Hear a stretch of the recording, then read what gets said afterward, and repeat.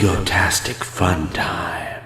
Hey gang, I'm JP and welcome back to Talking The Orville on Egotastic FunTime. Today we're gonna have a great time talking about the end of The Orville. There's only the finale left and then there's no more shows. And we're still waiting to find out if The Orville will be renewed for a third season. It has to be renewed because up there, that's their time. But down here, it's Orville time. Orville time down here.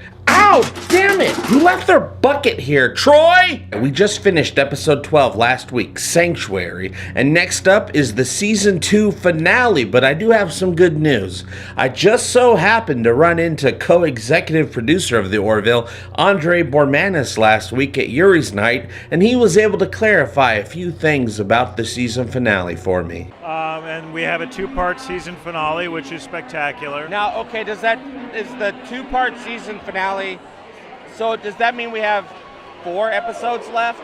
No, we have 3. 3, so we got Sanctuary and then a two-parter. And then a two-parter. Okay, because Yes. I heard rumors of another two-parter. We actually aired 14 this season because we had one held over from last season. Primal Urges, you Primal guys. Urges, yes.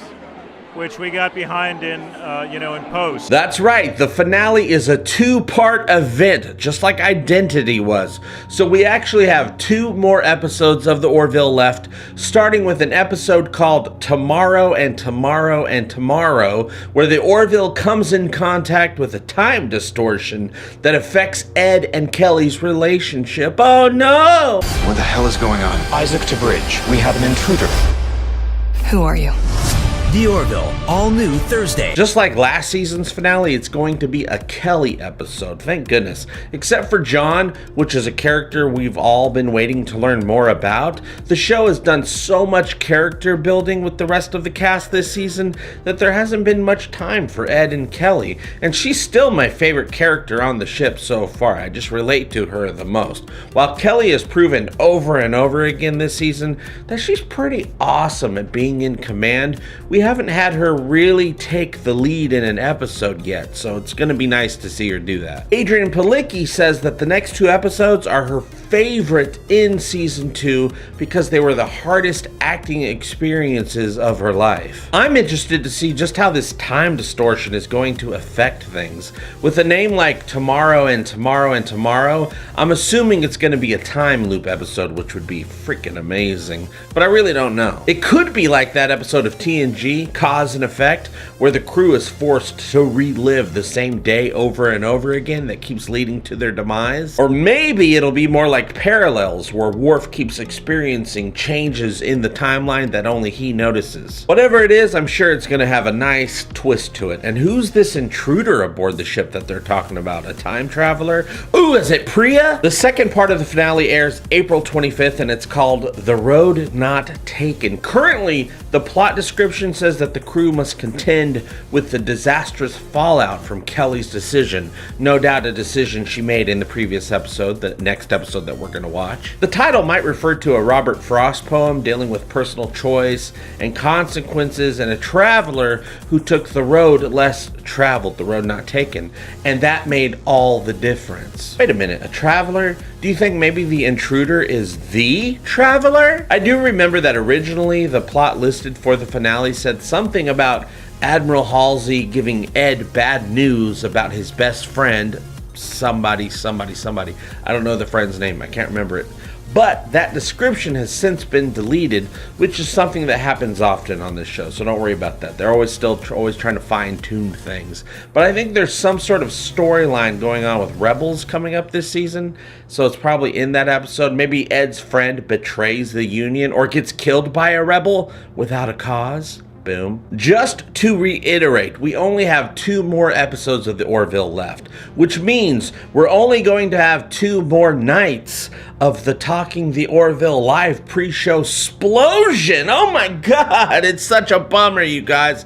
I'm completely bummed out about it because I love getting together with you guys on Thursday nights and getting all hyped up for the new episode of The Orville to air. But worry not, my dear friends. If you enjoy the live show, we're going to keep getting keeping together most weeks going forward. It's just we won't be talking about new episodes of The Orville that's going to air that night, because we'll be probably talking about old episodes of The Orville and rehashing stuff and coming up with theories, as well as talk about any Orville news that's coming up for season 3, assuming we get another season, as well as talking about whatever else tickles your fancy. I love having my fancy tickled, don't you? I was also able to talk with Andre Bormanis about how many episodes we might expect if season 3 is greenlit, and when he'd expect season 3 to begin airing. But if you got a third season, is it planned to be a little bigger, a little better, a little just keep raising that bar?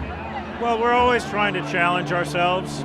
We certainly did in season 2. If we get a season 3, I imagine we will be doing that as well.